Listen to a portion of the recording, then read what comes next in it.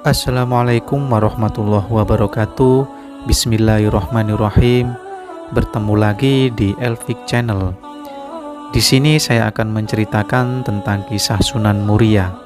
Sunan Muria merupakan putra Sunan Kalijaga. Sunan Muria melanjutkan strategi dakwah ayahnya dengan menyebarkan ajaran Islam di Jawa melalui media seni dan budaya. Sunan Muria merupakan anak sulung Sunan Kalijaga dari pernikahannya dengan Dewi Sarah, putri Maulana Ishak. Nama kecilnya adalah Raden Umar Said atau ada juga yang menyebutnya Raden Prawoto. Ilmu keislaman diperoleh Raden Umar Said langsung dari sang ayah.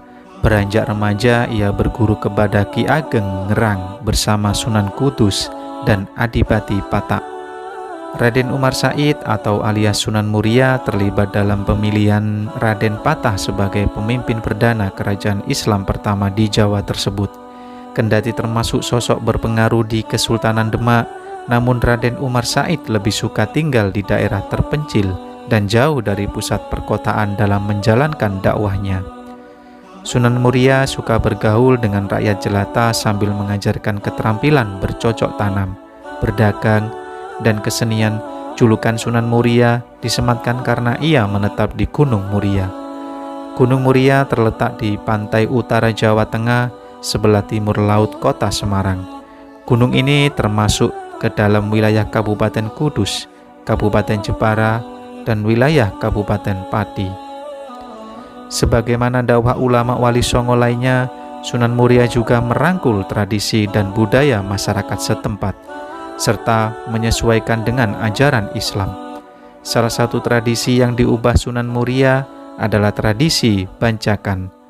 Fungsi tumpeng diubah menjadi kenduri atau mengirim doa kepada leluhur dengan doa-doa Islam di rumah Sohibul Hajat. Selain itu, ia juga mengikuti jejak dakwah ayahnya, Sunan Kalijaga, yang menyiarkan Islam melalui seni dan budaya. Sunan Muria mengembangkan penulisan tembang cilik atau sekar alit, jenis sinom dan kinanti. Tembang tersebut masih populer hingga sekarang di kalangan masyarakat Jawa.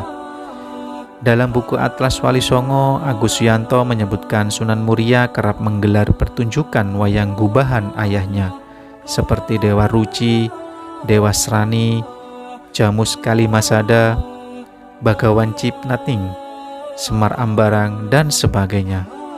Dari cerita-cerita wayang itulah Sunan Muria menyebarkan ajaran Islam kepada masyarakat setempat. Lantaran pengaruhnya itu, Raden Umar Said dikenal sebagai sosok penting di masyarakat Gunung Muria. Dakwanya pun meluas hingga daerah Jepara, Tayu, Juwana, hingga sekitar Kudus. Diceritakan juga bahwa Sunan Muria merupakan pendukung setia Kesultanan Demak. Karena kedudukan dan pengaruhnya itu, pihak Kesultanan memberikan pengawalan khusus kepada putra Sunan Kalijaga ini. Sunan Muria meninggal dunia pada tahun 1551 Masehi. Makamnya terletak di lereng Gunung Muria, Kecamatan Colo, 18 km utara kota Kudus. Di sekitar makam Sunan Muria terdapat 17 makam prajurit dan abdi dalam Kesultanan Demak yang menjadi pengawal khusus sang ulama. Demikian kisah Sunan Muria. Terima kasih. Wassalamualaikum warahmatullahi wabarakatuh.